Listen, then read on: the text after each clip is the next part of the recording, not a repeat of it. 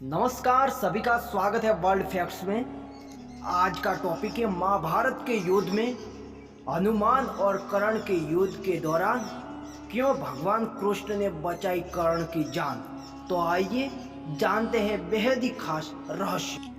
पुराणों में अक्सर ऐसा पढ़ने में आता है कि महाभारत के युद्ध में अर्जुन के रथ पर बैठे हनुमान जी कभी कभी खड़े होकर कौरवों की सेना की ओर घूर कर देखते थे, तो उस समय कौरवों की सेना तूफान की गति युद्ध भूमि को छोड़कर भाग जाती थी।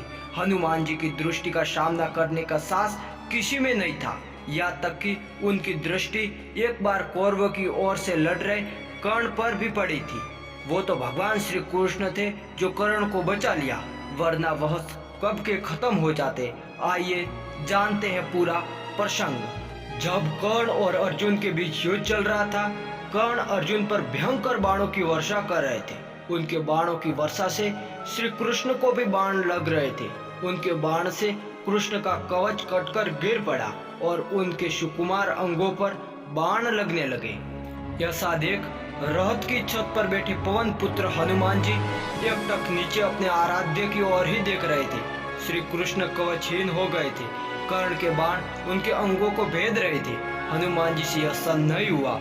अकस्मात वह गर्जना करके दोनों हाथ उठाकर कर्ण को मार देने के लिए उठ खड़े हुए।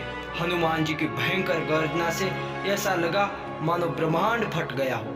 कौरव सेना तो पहले ही भाग चुकी थी, अब पांडव पक्ष की सेना भी उनकी गर्जना के भय से भागने लगी। हनुमान जी का क्रोध देखकर कर्ण के हाथ से धनुष छूटकर गिर गया। भगवान श्री कृष्ण ने तत्काल उठकर अपना दाया हाथ उठाया और हनुमान जी को स्पर्श करके सावधान किया। बोले, तुम्हारे क्रोध करने का समय नहीं है। श्री कृष्ण के स्पर्श से हनुमान जी रुक तो गए, किंतु उनकी पूंछ खड़ी होकर आकाश में हिल रही थी। उनके दोनों हाथ की मुट्ठी बंद थी। उनकी आंखों से मानो आग भरी हो।